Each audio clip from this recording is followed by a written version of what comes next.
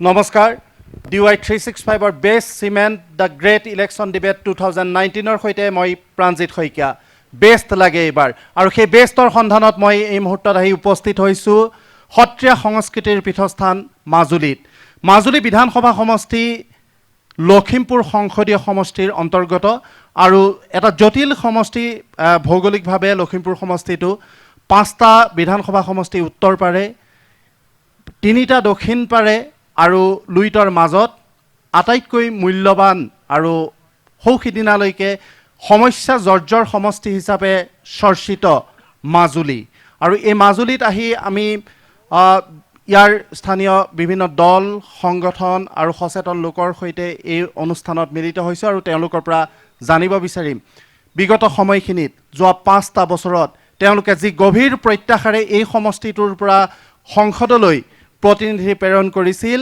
সেই প্ৰতিনিধিসকলে তেওঁলোকৰ প্ৰত্যাশা পূৰণ কৰিব পাৰিলে নে নাই আৰু এটা বিশেষ কাৰণত এই সমষ্টিটোৰ তাৎপৰ্য আছে সেয়া হ'ল আন অসমৰ 14টা সমষ্টি 13টা সমষ্টিত বিগত সময়ছোৱাত যোৱা 5 বছৰত এজনকৈ সাংসদ পালে কিন্তু এই সমষ্টিটোৱে লখিমপুৰ সমষ্টিয়ে 2জন সাংসদ পাইছে এতিয়াৰ মুখ্যমন্ত্ৰী সৰ্বানন্দ সোণোৱাল তেতিয়া কেন্দ্ৰীয় মন্ত্ৰী আছিল পৰৱৰ্তী সময়ত প্ৰদান বৰুৱা যি গভীৰ প্ৰত্যাশাৰে লখিমপুৰবাসীয়ে মাজুলীবাসীয়ে সংসদলৈ সৰ্বানন্দ সোণোৱালক প্ৰথমতে তাৰ পিছত প্ৰদান বৰুৱাক প্ৰেৰণ কৰিছিল সেই প্ৰত্যাশা সোণোৱাল আৰু বৰুৱাই পূৰণ কৰিব পাৰিলে নে নাই মাজুলীৰ এজন সচেতন ব্যক্তি হিচাপে আপুনি কি ক'ব বিচাৰিব নমস্কাৰ মই এজন সিনিয়ৰ সিটিজেনশ্বিপ মানুহ হয় মোৰ দেউতা কংগ্ৰেছ আছিলে কিন্তু মই জাতীয়তাবাদী 83 চনৰ পৰা আন্দোলন কৰি এতিয়াও মই জাতীয়তা শিবিৰত আছোঁ কিন্তু সুন্দৰকৈ আমি ক'ব পাৰিম যে ইমান স্বাধীনতা কিমান দিনৰ পিছত আমি সঁচাকৈ মাজুলী গৌৰৱ অনুভৱ কৰিছোঁ যে আমি সোণোৱালক মুখ্যমন্ত্ৰী হিচাপে মাজুলীত পাই আমি অতি গৌৰৱ বোধ কৰিছোঁ আৰু এই গৌৰৱৰ মূলতে আমাৰ মাজুলীৰ সকলো ৰাইজক আমি ধন্যবাদ জনাইছোঁ আমি এতিয়া যদি বিভিন্ন ঠাইলৈ যাওঁ ৰাস্তা পদূলিবিলাক চাওঁ সেই প্ৰত্যেকবোৰ ৰাস্তা পদূলি পকাকৰণ হৈছে এটি স্বীকাৰ কৰিব লাগিব আৰু লগে লগে এই এতিয়া আমাৰ যিবিলাক স্কিম দিছে মই আজিও এখন সভালৈ গৈছিলোঁ এই সভাত ৰোজগাৰ আঁচনিৰ ভিতৰত গোটেই মাটিবিলাক পেলাই স্কুলৰ বিভিন্ন উন্নয়নৰ বহুতোখিনি কাম কৰিছে এইখিনি আমি বহুতখিনি উন্নতি দখলত আগবাঢ়িছে বুলি আমি ক'ব লাগিব কিন্তু 5 বছৰত কিন্তু এটা কথা আৰু কিছুমান কিন্তু আমাৰ আশা আছে যিটো আশা আপোনালোকৰ আগত আমি অৱগত কৰিছোঁ যাতে এই আশাখিনি আমাৰ সৰ্বানন্দ সোণোৱাল ডাঙৰীয়াই মাজুলীত আমাক দিয়া প্ৰতিশ্ৰুতিমতে কামখিনি কৰে সেই তাৰ ভিতৰত আমাৰ যাতায়াতৰ যিটো ব্ৰহ্মপুত্ৰৰ দলং যোৰহাট সেই দলংখন নোহোৱাৰ কাৰণে আজি মাজুলীৰ বিভিন্ন ঠাইত সত্ৰসমূহত বিদেশৰ মানুহ চীন জাপানৰ ইয়ালৈ আহিছে তেখেতসকলৰ এই যাতায়াতৰ কাৰণে ৰত অহাৰ কাৰণে যথেষ্ট অসুবিধা হৈছে সেইখিনি কৰিবলৈ আৰু এক কথা কওঁ আমাৰ স্বাস্থ্য সম্পৰ্কত যথেষ্ট আমাৰ উন্নতি ইয়াত হোৱা নাই আজিও বহুত মানুহে ৰোগীবিলাকে গৈ যোৰহাটত গৈ পেলাই ডিব্ৰুগড়লৈ যাবলগীয়া হৈছে সেই ক্ষেত্ৰত আৰু এটা ক'ব লাগিব কাৰণ মই এজন শিক্ষক আজি মই এই সভাযোগে সকলোকে অনুভৱ কৰিছোঁ যে শিক্ষাৰ দিশত এজন আজি মাজুলীত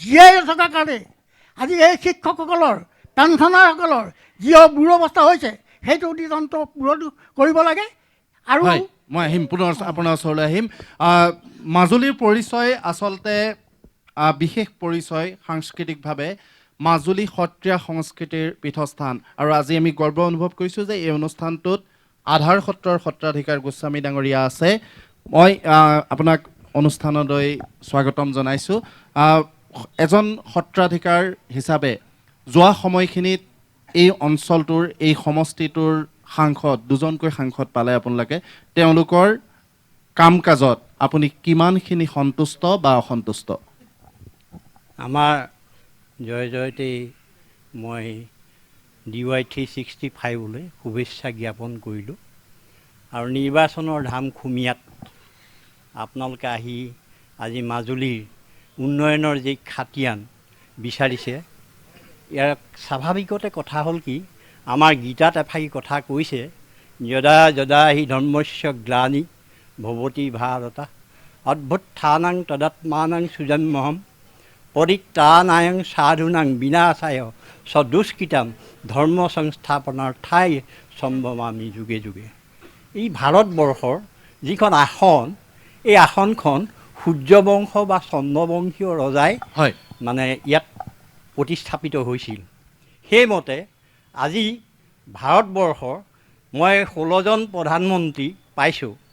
জয়ে জয়তেই মই নৰেন্দ্ৰ মোদীৰ নিচিনা এজন প্ৰধানমন্ত্ৰী সঁচাকৈ ভাৰতে লাভ কৰাটো বৰ কৃতাৰ্থ কথা।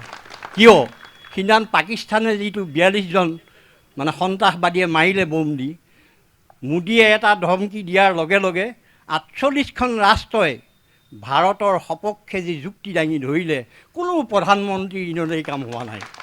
এটা কোনেও বৃহৎ কৰিব পৰা কূটনৈতিক নাই। বিজয় বুলি অঁ। আপুনি ক'ব আৰু বিচাৰে। হয় এতিয়া কালি দূৰদৰ্শনত দেখিছোঁ যে 3 মিনিটত এটা ছেটেলাইটেৰে মানে যিটো ভাৰতবৰ্ষৰ যিটো হেৰি লৈছে, মানে শত্ৰু পক্ষই এটা জানেৰে হেৰি কৰিছিলে, কেপ মহাকাশ কৰিছিলে নিৰাপত্তাৰ মহাকাশত ক্ষেত্ৰত, হয়। 300 কিলোমিটাৰ 3 মিনিটত ধ্বংস কৰিছে। আমাক তেনেকুৱা এজন প্ৰধানমন্ত্ৰী লাগে যিজনে আমাৰ দেশখনৰ কথা ভাবিব পাৰিব। আৰু মই এটা কথা, সৰ্বানন্দ সোণোৱাল ডাঙৰীয়া ইয়াতে MP হৈ গ'ল আৰু ইয়াতে তেখেত মুখ্যমন্ত্ৰী হৈছে, কাৰণ ভালক ভাল বুলি ক'ব লাগিব।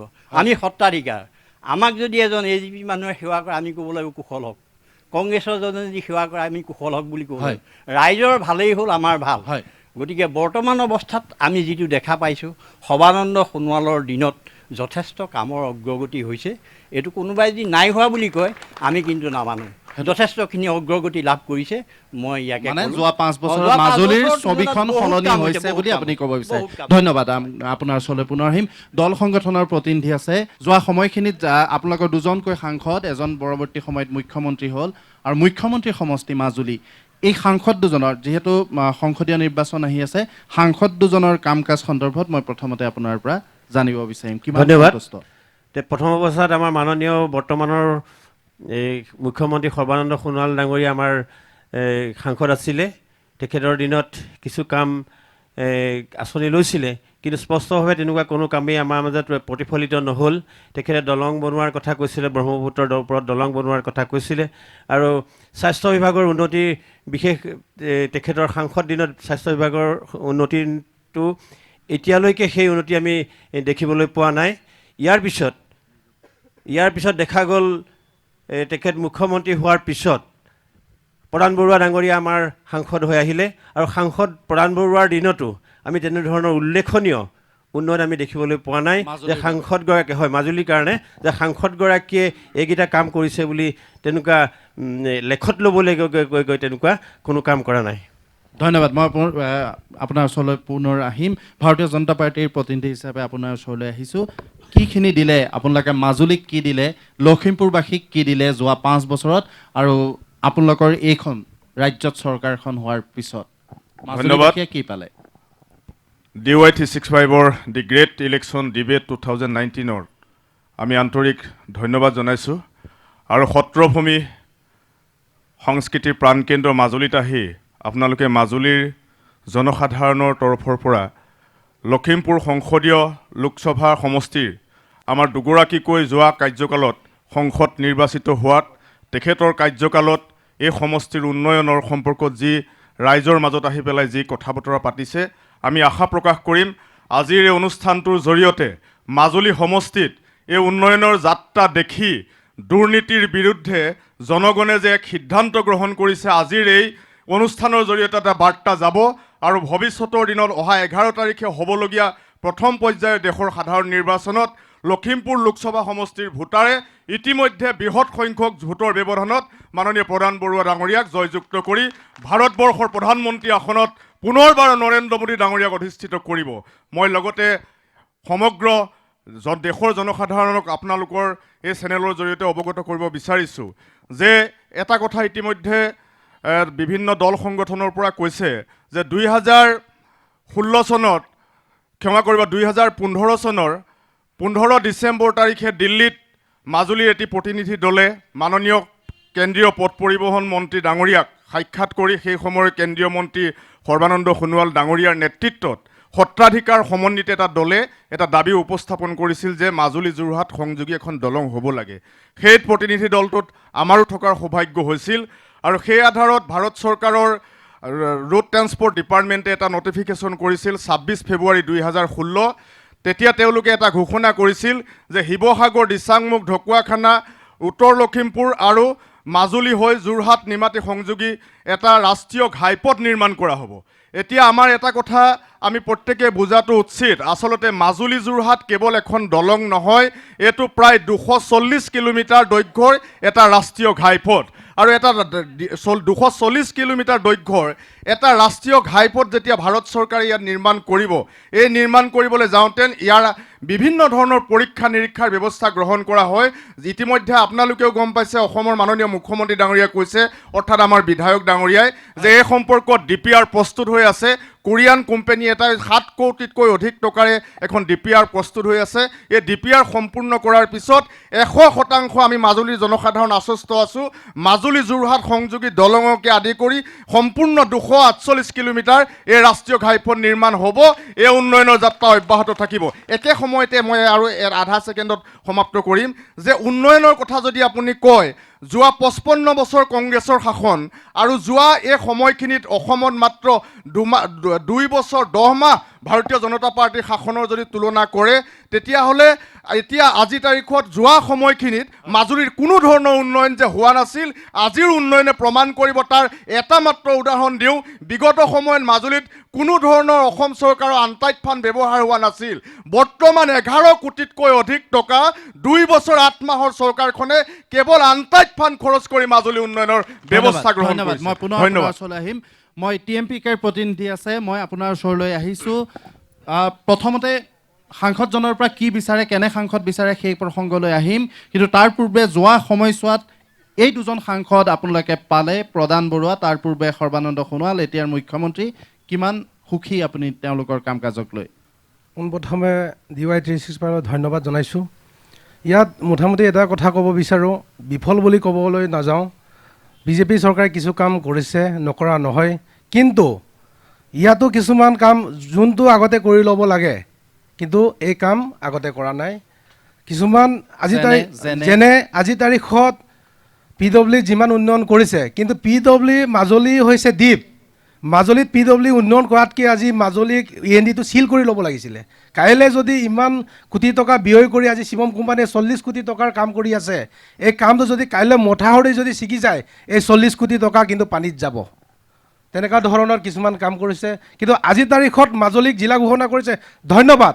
কিন্তু দলঙৰ কাৰণে যি ধৰণে কাম কৰিব লাগিছিলে, দলংটো যদি আমাক সংযোগী দিয়ে, আমাৰ ট্ৰেন্সপৰ্টেশ্যন কমিব, চাউলৰ দাম কমিব, আলুৰ দাম কমিব।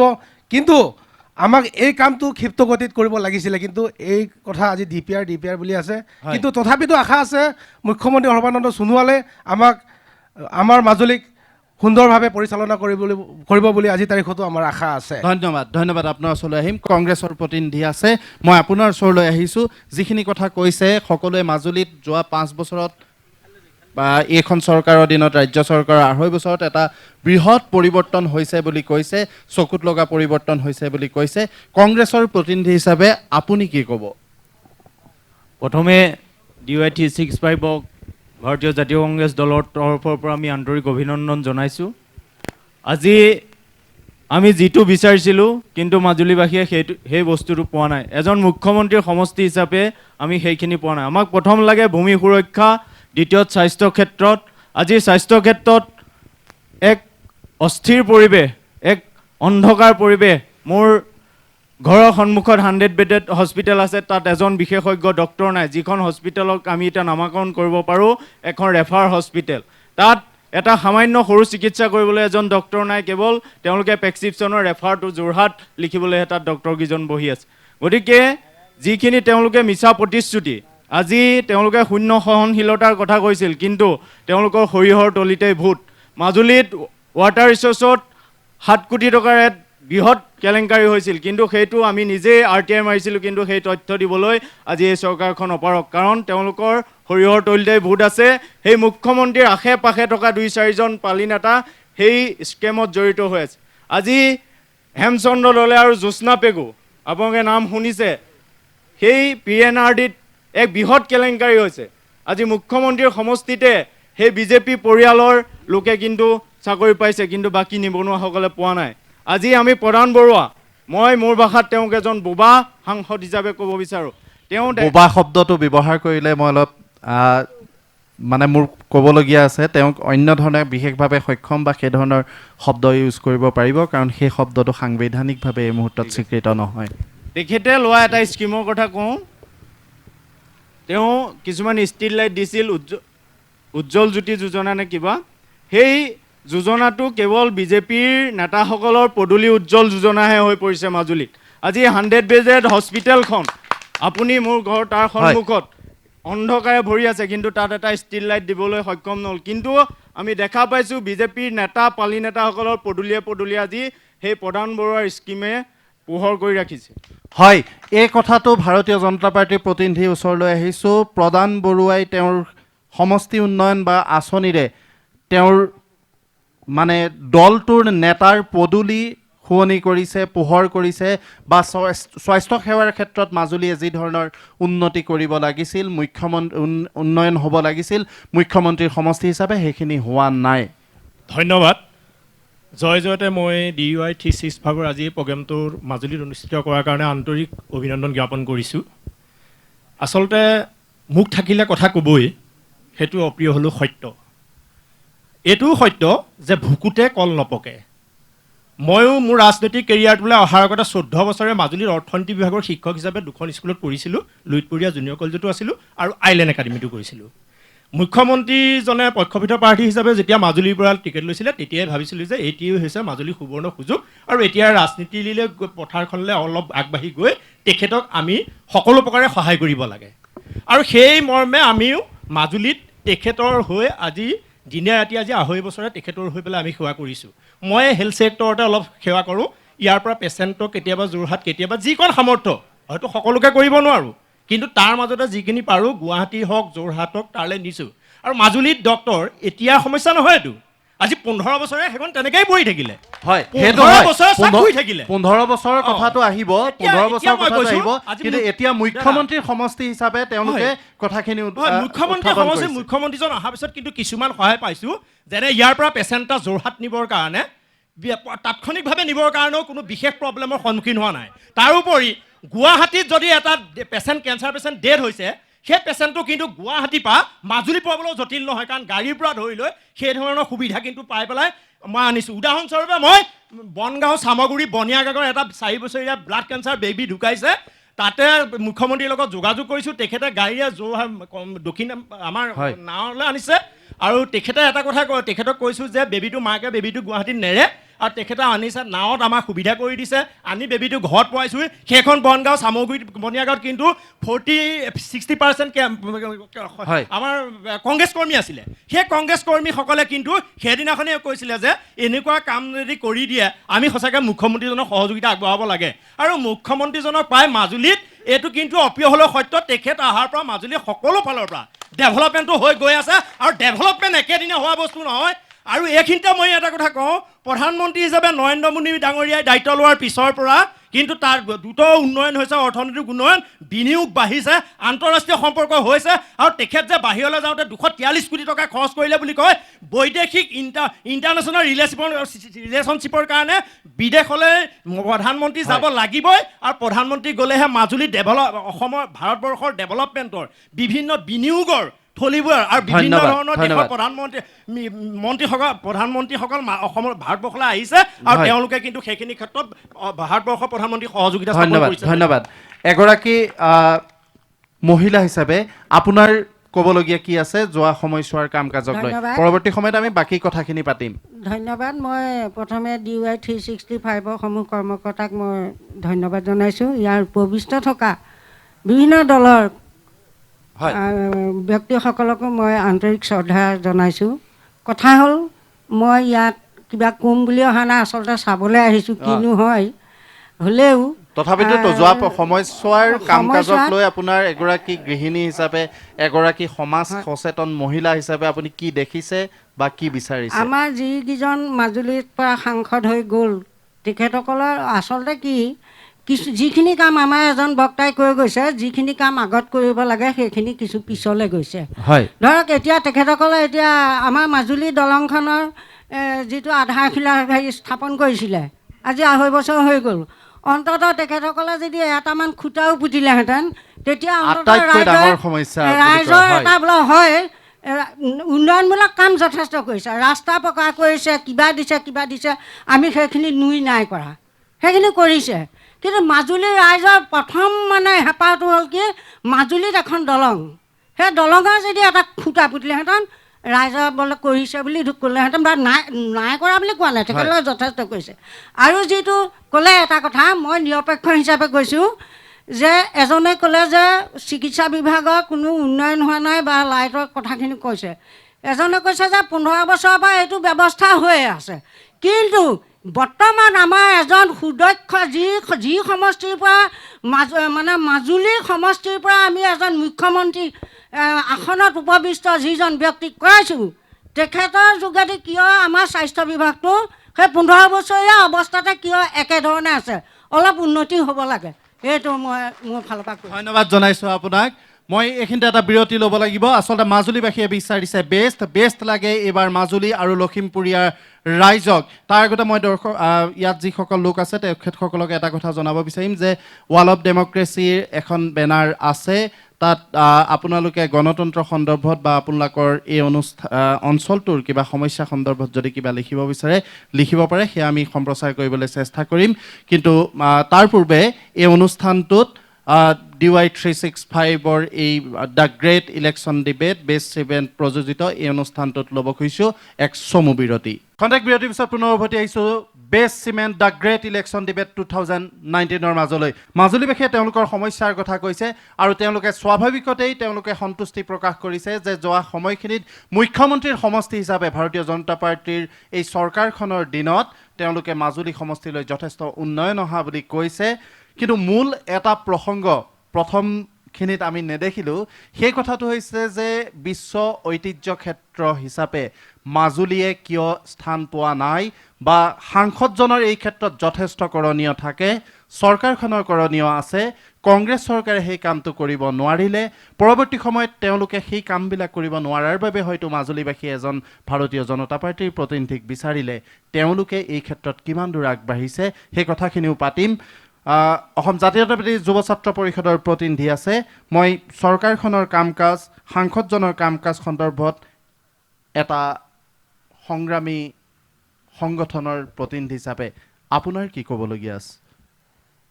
নাগৰিকত্ব সংশোধনী আইন, এই জাতিধ্বংসী আইনখন আজি বিজেপি চৰকাৰে অসমত বলবৎ কৰি সমগ্ৰ অসমৰ জাতিৰ যি জাতিৰ সত্তাক আজি নাশ কৰিব বিচাৰিছে।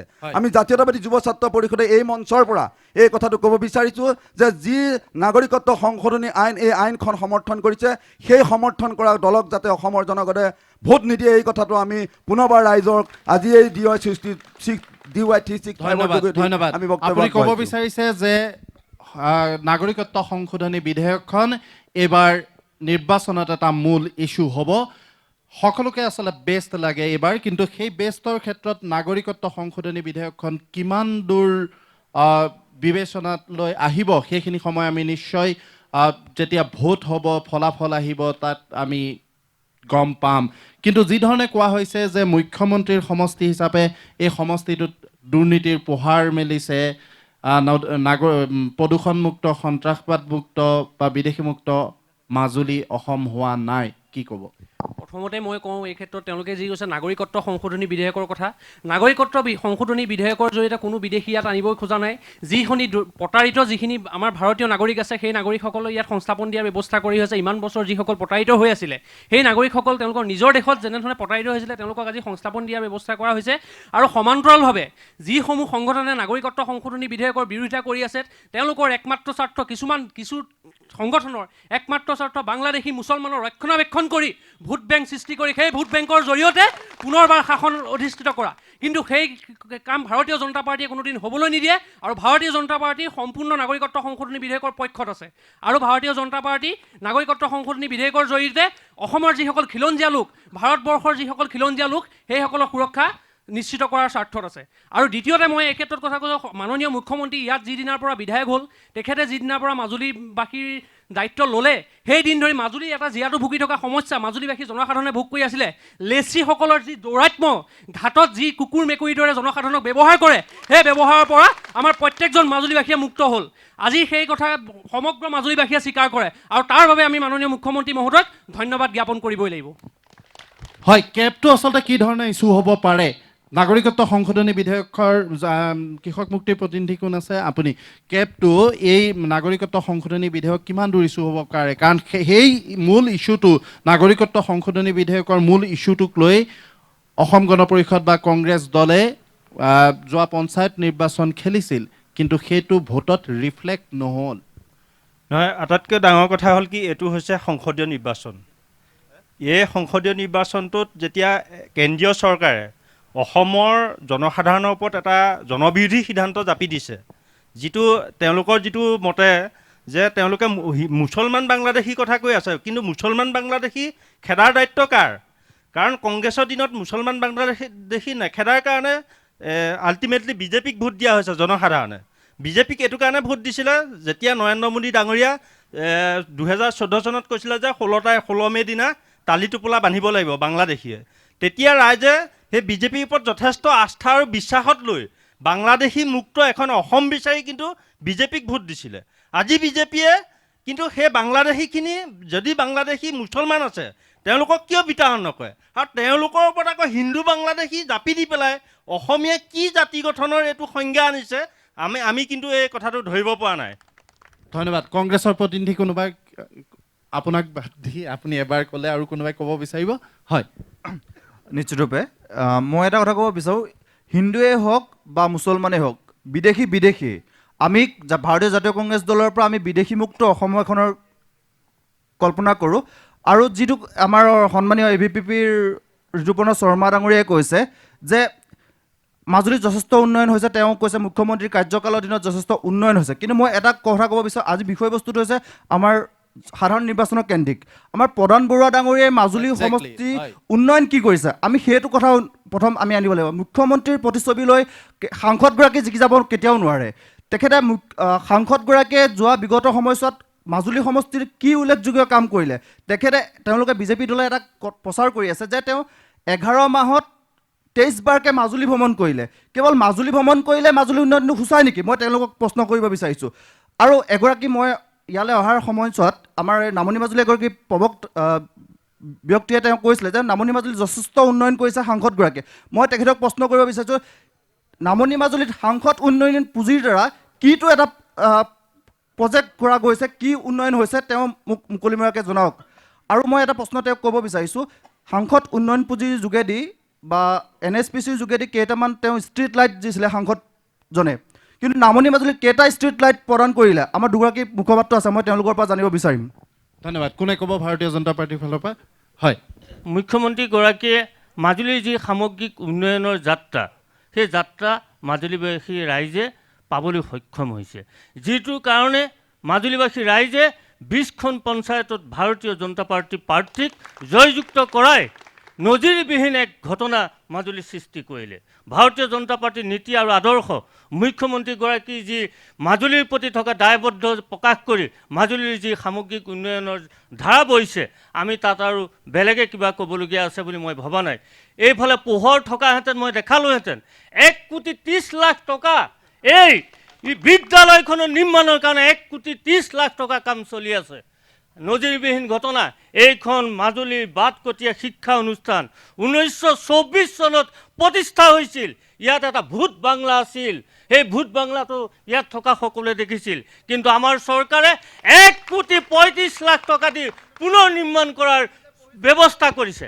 আৰু লগতে এইটো হ'ল মাজুলী মিলন সংঘ। এই মিলন সংঘ মাজুলীৰ প্ৰথম প্ৰতিষ্ঠা হৈছিল। ইয়াত সংসদগৰাকীয়ে 5 লাখ টকা দি গোটেই নিৰ্মাণ সম্পূৰ্ণ কৰিছে। আৰু লগতে প্ৰধান বৰুৱা ডাঙৰীয়াই আমাৰ অসমীয়া সমাজৰ যি শংকৰদেৱৰ নামঘৰ, সেই নামঘৰসমূহত আমি এতিয়ালৈকে 350 নামঘৰত প্ৰধান বৰুৱাই আৰ্থিক অনুদান আগবঢ়াইছে 5 লাখকৈ। আৰু মই এটাই ক'ব বিচাৰিছোঁ যে কংগ্ৰেছ আজি আন্ধাৰত আছে। আমি বিজেপি গভৰ্ণমেণ্টে তেওঁলোককো পোহৰ কৰিবৰ কাৰণে আমি আগবাঢ়ি গৈ আছোঁ। ধন্যবাদ ধন্যবাদ। মই আপোনাৰ ওচৰলৈ আহিম। এজন জ্যেষ্ঠ সাংবাদিক আছে আমাৰ মাজত, এই অঞ্চলটোৰ এজন ব্যক্তি, এজন সংবাদ মাধ্যমৰ প্ৰতিনিধি হিচাপে মই আপোনাৰ ওচৰলৈ আহিছোঁ। আপোনাৰ পৰা জানিব বিচাৰিম যে যোৱা 10 বছৰত 5 বছৰকৈ যদি ভগাওঁ, এজন সাংবাদিক হিচাপে আপুনি কি পৰিৱৰ্তন দেখিছে? বিগত 15 বছৰত কংগ্ৰেছৰ শাসনকালত আমি নিজে আমাৰ জনপ্ৰতিনিধিগৰাকীৰ ওচৰত বিভিন্ন দাবী উত্থাপন কৰি গৈছিলোঁ যদিও তেখেতৰ দ্বাৰা আমি আজিৰ ধৰে যি পৰিৱৰ্তন আহিছে সেই পৰিৱৰ্তনৰ আশা আমি তেখেতৰ পৰা পোৱা নাছিলোঁ। এইটো কোনো মই এজন নিৰপেক্ষ ব্যক্তি হিচাপে এই কথা ক'ব বিচাৰিছোঁ। মই ব্যক্তিগতভাৱে তেখেতক লগ কৰি যিখিনি পাইছোঁ সেইখিনিৰ পৰা আমি কিন্তু এনেধৰণৰ সুফল লাভ কৰা নাই। আমি মুখ্যমন্ত্ৰীক লগ কৰিবলৈ অসুবিধা। মাজুলীত মুখ্যমন্ত্ৰী হোৱাৰ পিছত ৰাইজৰ ওচৰত মুখ্যমন্ত্ৰীগৰাকীয়ে সাংবাদমেল পাতি বা বিভিন্ন প্ৰতিনিধিৰ লগত এনেধৰণে আলোচনা কৰাৰ সুবিধা নাপায় তেখেতৰ ব্যস্ততাৰ কাৰণে। কিন্তু তেখেত সাংসদ হৈ থকাৰ অৱস্থাত ইয়াত সৰ্বভাৰতীয় পৰ্যায়ৰ কেইবাটাও অনুষ্ঠান কৰি মাজুলীক ভাৰতবৰ্ষৰ লগত চিনাকি কৰা এটা পৰিৱেশ দিলে। আৰু 2 নম্বৰত আমি যেতিয়া কংগ্ৰেছ চৰকাৰ আছিলে সেই সময়ত আমাৰ এটা প্ৰতিনিধি দলে মুখ্যমন্ত্ৰী তেতিয়াৰ তৰুণ গগৈ ডাঙৰীয়াক এটা অনুৰোধ জনাইছিল যে মাজুলীক আমি এখন মিনি ডিষ্ট্ৰিক্ট হিচাপে ঘোষণা কৰিব লাগে, গতিকে আপুনি এই ক্ষেত্ৰত আপোনাক পদক্ষেপ গ্ৰহণ কৰক। তেখেতে একেৰাখাৰে ক'লে যে ইমান সৰু জেগা এখন, উন্নয়নৰ কোনো ব্যৱস্থা নাই আৰু তাত উপাৰ্জনৰ বিশেষ ব্যৱস্থা নাই, গতিকে তাত আমি মিনি ডিষ্ট্ৰিক্ট দিব নোৱাৰোঁ। গতিকে মুখ্যমন্ত্ৰী সৰ্বানন্দ সোণোৱালক কিন্তু কোনো এই দাবীটো জনোৱা নাছিলে, গতিকে তেখেতে স্বতঃস্ফূৰ্তভাৱে এখন জিলা মাজুলী দিলে, গতিকে তাৰ বাবে আমি ধন্যবাদ জনাইছোঁ। কিন্তু বিফল আঁচনিসমূহৰ কথাও যে আমি ক'ব নালাগিব এইটো কথা মই বিবেচনা নকৰোঁ। যিহেতু এই বহুজনে কৈছে যে স্বাস্থ্যখণ্ড আৰু যাতায়াত ব্যৱস্থা, আভ্যন্তৰীণ যোগাযোগ ব্যৱস্থাত কিছু সুবিধা হৈছে আৰু এইটো বিগত দিনসমূহত হোৱা নাছিলে। আৰু মুখ্যমন্ত্ৰী হোৱাৰ কাৰণে বা সাংসদ হোৱাৰ কাৰণে তেখেতসকলৰ পৰা আমি সহযোগিতা লাভ কৰিছোঁ। গতিকে এতিয়া আমি আশা কৰিছোঁ যে মাজুলীৰ লগত যোৰহাট সংযোগী দলং আৰু স্বাস্থ্যকেন্দ্ৰৰ আমূল পৰিৱৰ্তন আমাক লাগে। এতিয়াও স্বাস্থ্যকেন্দ্ৰ আমাৰ এগৰাকী বিজেপি কৰ্মীয়ে বৰ উদাত্ত ভাষণ দিছে, কিন্তু তেনেধৰণে ক'লে যে গুৱাহাটীৰ পৰা ব্যক্তি এজন আনি মৃতৰ দেহটো আনি পেলাই ইয়াত দিয়াটোৱেই যথেষ্ট নহয়, চিকিৎসাটোহে আমাক লাগে। গতিকে চিকিৎসাৰ ক্ষেত্ৰতে সেই ব্যৱস্থাবিলাক ল'ব লাগে। গতিকে আমি কাৰোবাৰ পৰা উদাত্ত কণ্ঠৰ এই কথাবিলাক আমি শুনিব নিবিচাৰোঁ। ধন্যবাদ ধন্যবাদ।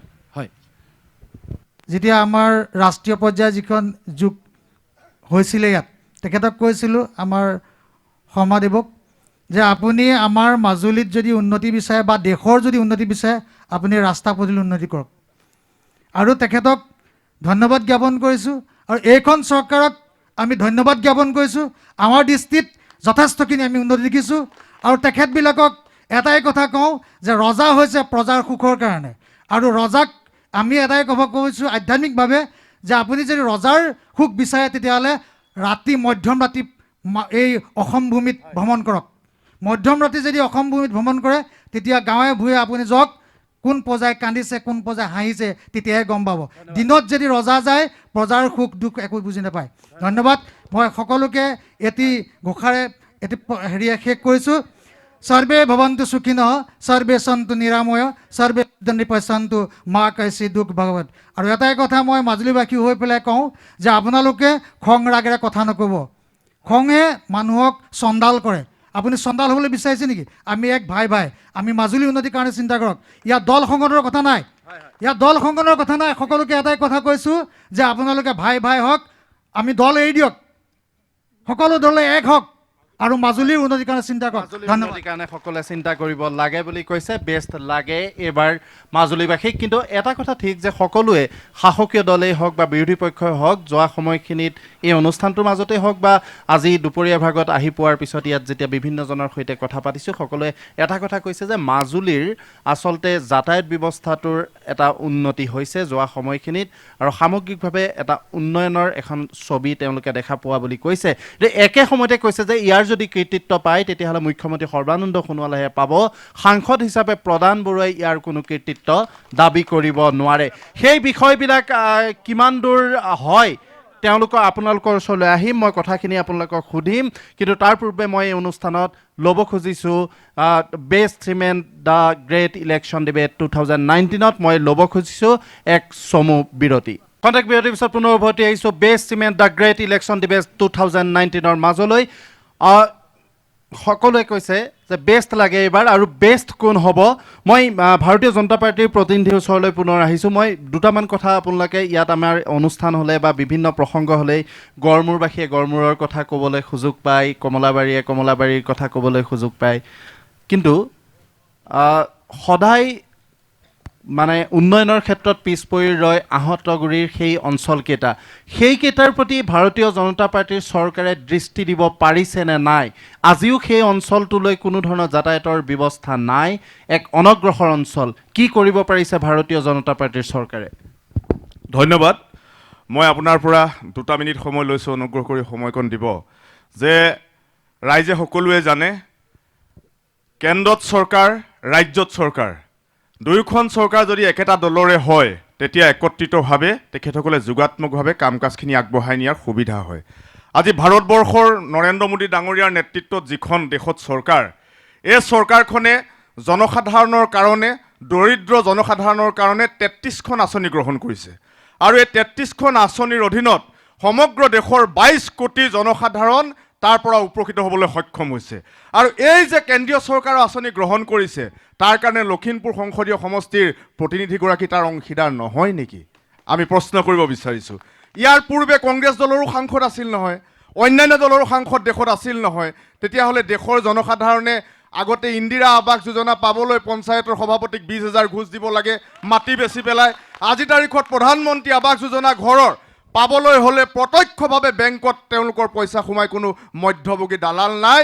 কংগ্ৰেছৰ দুৰ্নীতিত তলা মাৰি দিছে নৰেন্দ্ৰ মোদী ডাঙৰীয়াই, তাৰ কাৰণে এতিয়া কংগ্ৰেছে একো ইছ্যু নাপায়, তেখেতসকলে নকৰিবলগীয়া কথাখিনি ইতিমধ্যে আৰম্ভ কৰিছে। আৰু যি আঁচনিয়েই নহওক, মাজুলীত যদি আপুনি চাই প্ৰধানমন্ত্ৰী ডাঙৰীয়াই যি উজ্জ্বলা যোজনা আঁচনি গ্ৰহণ কৰিল, কোনো এটকা নিদিয়াকৈ মহিলাসকলে আজি গেছ সংযোগ পাবলৈ সক্ষম হৈছে। সৌভাগ্য আঁচনিৰ জৰিয়তে তেখেতসকলে যদি আজি 8টা পুলো দৰকাৰ হৈছে, 5 কিলোমিটাৰলৈ যদি এটা পৰিয়াল আছে, সেই পৰিয়ালটোকো বিনামূলীয়াকৈ বিজুলী সংযোগ দিছে। অসম চৰকাৰে একেধৰণে 4টাকৈ LED বাল্ব 9 ৱাটৰ দি পেলাই সেই দৰিদ্ৰ পৰিয়ালটোক পোহৰৰ ব্যৱস্থা কৰিছে। এই আঁচনিত সাংসদগৰাকী, মুখ্যমন্ত্ৰী, অসম চৰকাৰ আৰু ভাৰত চৰকাৰ জড়িত নহয় নেকি একত্ৰিতভাৱে? ভাবক, আজি অসমৰ পৰা নিৰ্বাচিত সাংসদ আমাৰ 7গৰাকী। এই 7গৰাকী সাংসদ নিৰ্বাচিত হোৱাৰ পিছত ঐতিহাসিকভাৱে অসমৰ নিচিনা ৰাজ্যই এইমছৰ নিচিনা প্ৰতিষ্ঠান অসমত পাবলৈ সক্ষম হৈছে। তাত কেৱল এজনৰ কৃতিত্ব নহয়, এই গোটেই 7জন সাংসদৰ দলীয় কৃতিত্ব আছে।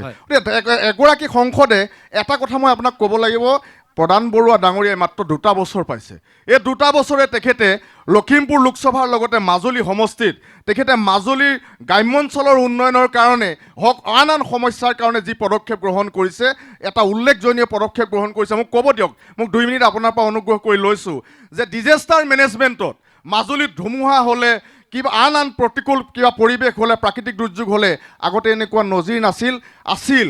কোনোবাই 500 টকা পায়, কোনোবাই 1000 টকা পায়। এতিয়া একোটা ধুমুহাত ক্ষতিগ্ৰস্ত পৰিয়ালে 1 লাখকৈ টকা কেনেকৈ পাবলৈ সক্ষম হৈছে কেন্দ্ৰীয় চৰকাৰে কিন্তু আঁচনি। এই আঁচনি মাজুলীলৈ কেনেকৈ আহিলে? মই কৈছোঁ, একে সময়তে মই আপোনালোকক কৈছোঁ যে দক্ষিণ মাজুলী যোৱা সময়ছোৱাত কোনেও চুই নগ'ল। আপুনি প্ৰশ্ন কৰিছে 2খন পঞ্চায়ত, এই 2খন পঞ্চায়ত সৰ্বানন্দ সোণোৱাল ডাঙৰীয়াই দায়িত্ব লোৱাৰ পিছত সাংসদ আৰু মুখ্যমন্ত্ৰী ডাঙৰীয়া একত্ৰিতভাৱে এই পৰিকল্পনা কৰি পেলাই ঐতিহাসিকভাৱে প্ৰথমবাৰৰ কাৰণে 6 কোটি টকাই দক্ষিণ আহঁতগুৰি পঞ্চায়তৰ ৰৌমৰা অজিৰাতিৰ চিকাৰীঘাটলৈকে খহনীয়া প্ৰতিৰোধৰ কাম আঁচনি ৰূপায়ণ কৰিছে। এই বছৰ আপোনাৰ আহঁতগুৰি পঞ্চায়তত 4 কোটিতকৈ অধিক টকা জিঅ' বেগৰ কাম আৰম্ভ কৰিছে। পুনৰ এতিয়া 3খন কাঠৰ দলং আৰু ইতিমধ্যে এখন পকী দলং নিৰ্মাণ কৰিছে, তাত পথ নিৰ্মাণ কৰিছে। আহঁতগুৰিৰ কাৰণে ভগৱান সদৃশে চৰকাৰখনে কাম কাজ ৰূপায়ণ কৰিছে। গতিকে নাই, ৰংগমঞ্চ ইত্যাদি যি আঁচনি আপোনাক মই কৈছোঁ শুনক, যোৱা চৰকাৰৰ সময়ত আমাৰ এগৰাকী প্ৰতিনিধি আছিল। এই প্ৰতিনিধিগৰাকীয়ে যোৱা অসম চৰকাৰৰ মন্ত্ৰী দায়িত্ব গ্ৰহণ কৰিছিল। কিন্তু আমি যদি উল্লেখযোগ্য এটা কাম তেখেতৰ পৰা বিচাৰি চাওঁ, মাজুলীবাসীয়ে এটা কথা মই আপোনাক কৈছোঁ, কৈ শেষ কৰিম, যে এটা মাজুলীৰ শীতলী ভঁৰাল তেখেতে নিৰ্মাণ কৰিছিল জেংৰাই মুখত। এই শীতলী ভঁৰালটো এতিয়া আপুনি খবৰ ল'ব তেখেতৰ ব্যক্তিগত মিঠাতেলৰ উদ্যোগলৈ পৰিণত হ'ল। এয়াই যোৱা চৰকাৰৰ উন্নয়ন, আৰু এতিয়া চৰকাৰৰ উন্নয়নৰ সম্পৰ্কত কোনেও একো কথা তোৱাব নোৱাৰা এটা অৱস্থা। আৰু স্বচ্ছতাৰে এটা কথা মই কৈছোঁ, ইয়াত কংগ্ৰেছ দলৰ ভাতৃসকলে কৈছে যে ইয়াতে সৰিয়হৰ দুলিত ভোট ওলাইছে বুলি কৈছে। PNRD চাকৰি কেলেংকাৰী একেদিনাই মুখ্যমন্ত্ৰীগৰাকীয়ে অতি দক্ষ প্ৰশাসনিক বিষয়া জিষ্ণু বৰুৱা ডাঙৰীয়াৰ নেতৃত্বত তদন্ত গ্ৰহণ কৰিছে। তেখেতে ঘোষণা কৰিছে তদন্ত দোষী সাব্যস্ত হ'লে কাকো ৰেহাই নিদিয়ে। ইতিমধ্যে তাৰ বিভিন্ন উদাহৰণ অসমত আছে। ধন্যবাদ। ধন্যবাদ। আপোনাৰ ওচৰলৈ আহিছোঁ কংগ্ৰেছৰ হয় কংগ্ৰেছৰ প্ৰতিনিধি হিচাপে বিশেষকৈ কেইবাটাও গুৰুতৰ অভিযোগ তেওঁ উত্থাপন কৰিছে। ৰাজীৱ লোচন পেগুৰ পুৰণা শীতলীকৰণ ভঁৰালটো তেওঁ এতিয়া ব্যক্তিগত উদ্যোগলৈ পৰিণত কৰা বুলি কৈছে, আৰু যোৱা সময়খিনিত এই কংগ্ৰেছৰ প্ৰতিনিধিজনে মাজুলীলৈ কোনো পৰিৱৰ্তনেই আনিব নোৱাৰিলে বুলি কৈছে। আচলতে বিজেপি মানে হ'ল মিঠাচাৰ। 2001 চনৰ আগৰ মাজুলীৰ মাত্ৰ 3 কিলোমিটাৰ পকা ৰাস্তা আছিল। ৰাজীৱ লোচন পেগুৰ নেতৃত্বত গত 15 বছৰত 250 কিলোমিটাৰ পকা ৰাস্তা হ'ল। এখনো পকা দলং নাছিল, 17খনকৈ পকা দলং বনালে। আমি পৰিৱৰ্তন বিচাৰিছিলে, মাজুলীবাসীয়ে পৰিৱৰ্তন বিচাৰিছিলে, কিন্তু সেই পকা দলঙৰ ঠাইত আজি মাজুলীত কাঠৰ দলং হ'বলৈ লৈছে। আমি সেই পৰিৱৰ্তন বিচৰা নাছিলোঁ। মাজুলীবাসী ৰাইজে ভোট দিছিলে নিমাতী কমলাবাৰী সংযোগী দলঙৰ বাবে, কিন্তু আজি যাতায়াতৰ বাবে যি দুৰ্ভোগ ভুগিব লগা হৈছে মাজুলীৰ প্ৰতিজনে সেই কথা উপলব্ধি কৰিছে। হয়, শীতলীকৰণ কোঠাৰ কথা কৈছে, সেইটো এটা ভুৱা প্ৰচাৰ। ৰাজীৱ লোচন পেগু ডাঙৰীয়াই ব্যক্তিগতভাৱে ব্যৱহাৰ কৰা নাই, এটা গোটে সেই মিঠাতেলৰ ঘানিটো ব্যৱহাৰ কৰিছিল। গতিকে মিছা কথাৰে তেওঁলোকৰ বিজেপি মানেই হ'ল মিছাৰ আশ্ৰয়। গতিকে যিহেতু মিছাৰে তেওঁলোকে প্ৰলোভিত কৰিব বিচাৰিছে, তেওঁলোকে উজ্জ্বলা যোজনাৰ কথা কৈছে। প্ৰতিটো কংগ্ৰেছৰ স্কিম, কংগ্ৰেছৰ দিনত 133খন আঁচনি প্ৰায় 90খন তেওঁলোকে বন্ধ কৰিলে। আজি প্ৰধানমন্ত্ৰী আৱাস যোজনাৰ কথা কৈছে। প্ৰধানমন্ত্ৰী আৱাস যোজনা কংগ্ৰেছৰ পৰা নকল কৰিছে। ইন্দিৰা আৱাস যোজনা কাটি প্ৰধানমন্ত্ৰীৰ নাম লৈছে, উজ্জ্বলা যোজনা কাটি কিবা নাম লৈছে। তেওঁলোকে দুখীয়াৰ যিখিনি হিতকাৰী, দুখীয়াৰ কাৰণে যিখিনি কাম কৰিছিলে, তৰুণ গগৈৰ নেতৃত্বত 133খন তাৰে 90খন আঁচনি তেওঁলোকে কাটি কেৱল ধনী শ্ৰেণীৰ কাৰণে কাম কৰিছে। তেওঁলোকৰ পৰিৱৰ্তন হৈছে, মাজুলীবাসীয়ে পৰিৱৰ্তন বিচাৰিছিলে, কিন্তু আমি এটাই পৰিৱৰ্তন দেখিছোঁ, তেওঁলোকৰ নেতাসকলৰ পৰিৱৰ্তন হৈছে, তাৰ বাহিৰে মাজুলীত একো পৰিৱৰ্তন নাই। ধন্যবাদ। আপোনাৰ ওচৰলৈ আহিম, মই আপোনাৰ ওচৰলৈ আহিছোঁ। এই যিখিনি কথা কৈছে, মই অসম গণ পৰিষদৰ প্ৰতিনিধিৰ ওচৰলৈ যাব লাগিব। যিখিনি কথা কৈছে, ইটো পক্ষই সিটো পক্ষলৈ বোকা ছটিওৱাৰ ৰাজনীতি কৰা যেন অনুভৱ হৈছে, কিন্তু প্ৰকৃতপক্ষত উন্নয়নটো হৈছে নে নাই যোৱা সময়খিনিত? হয়, বেষ্ট DY 365ৰ দি গ্ৰেট ইলেকশ্যন ডিবেট 2019 অনুষ্ঠানত আজি DY 365এ আমন্ত্ৰণ কৰাৰ কাৰণে সকলো কৰ্মকৰ্তালৈ ধন্যবাদ জ্ঞাপন কৰিছোঁ সন্মিলিত গণশক্তি অসম দল হিচাপে। আজি আমি যদিহে চাবলৈ যাওঁ, বিজেপি চৰকাৰে এটা কথা কৈছিলে যে উন্নয়ন পৰিৱৰ্তন, কিন্তু সমগ্ৰ অসমৰ ৰাইজে বা মাজুলীবাসীৰ ৰাইজে দেখা পাইছে। কিন্তু আমি যদিহে মিছা কথা কওঁ, কিন্তু কালিলৈ এই মিছা কথাটো সমগ্ৰ ৰাইজে মোক দেখা পাব। কিন্তু ইয়াতে সঁচা কথাটো ক'ব গ'লে পৰিৱৰ্তনটো আমি দেখা পাইছোঁ, আৰু যথেষ্টখিনি পৰিৱৰ্তন হৈছে। বিভিন্ন জাতিৰ সমস্যাখিনি তেখেতসকলে সমস্যা কৰিব চেষ্টা কৰিছে, আৰু বিশেষকৈ মই এজন সন্মিলিত গণশক্তি অসম দলৰ প্ৰতিনিধি হিচাপে আহিছোঁ, লগতে মই MSCৰ প্ৰতিনিধি হিচাপেও মই আজি ইয়াত পাৰ্টিচিপেট কৰিছোঁ। আগৰ যিখিনি কাৰ্যকাল, কংগ্ৰেছৰ কাৰ্যকালত আমাৰ মিচিং অট'নমাছ কাউন্সিললৈ যিখিনি পুঁজি আহিছিলে, সেই পুঁজিসমূহত আমাৰ যথেষ্টখিনি মানে সমস্যাৰ সন্মুখীন হৈছিলে। যেতিয়া আমাৰ বিজেপি চৰকাৰ আহিলে, সেই গোটেই মানে আমাৰ সমস্যাখিনি এতিয়া বিজেপি চৰকাৰে সেই সমস্যাৰ দায়িত্ব লৈ কাম কৰিছে। গতিকে আমি এইখন চৰকাৰৰ লগতে আমি মিত্ৰজোঁট হিচাপে আছোঁ, আৰু বিজেপি চৰকাৰে পুনৰবাৰ আকৌ ভাৰতবৰ্ষত ঘূৰি আহিব। ধন্যবাদ। ধন্যবাদ জনাইছোঁ আপোনাক। বেষ্ট লাগে এইবাৰ, best the great election debate 2019ত মই পুনৰবাৰ ল'ব খুজিছোঁ এক চমু বিৰতি। কণ্টেক্ট বিৰতিৰ পিছত পুনৰ উভতি আহিছোঁ best cement the great election debate 2019ৰ মাজলৈ। আচলতে কিছু বহু সময় ধৰি কথা পাতিলোঁ, কিন্তু কেইটামান বিশেষ প্ৰসংগ কোনো এই মুহূৰ্তলৈকে উত্থাপন কৰা নাই। মই পুনৰবাৰ কথাকেইটা উত্থাপন কৰিব বিচাৰিম আৰু দল সংগঠনৰ প্ৰতিনিধিসকলৰ কাষলৈ আহিছোঁ। মই তেওঁলোকক কৈ দিব বিচাৰিছোঁ যে এজন সাংসদ আৰু এজন বিধায়কৰ মাজত পাৰ্থক্য থাকে।